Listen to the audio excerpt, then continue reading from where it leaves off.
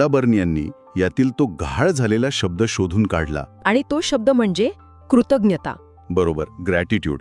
आता जर आपण हा शब्द घालून ते वाक्य पुन्हा वाचलं तर अर्थाचा पूर्ण पैलूच बदलतो.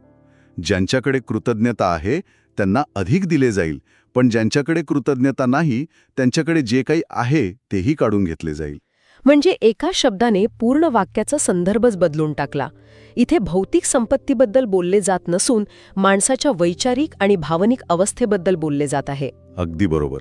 कृतज्ञता ही एक अशी मानसिक अवस्था आहे जी समृद्धीला खेचून आणते.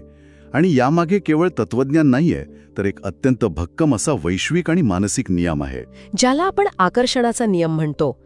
समान ऊर्जा समान ऊर्जेला आकर्षित करते. हो.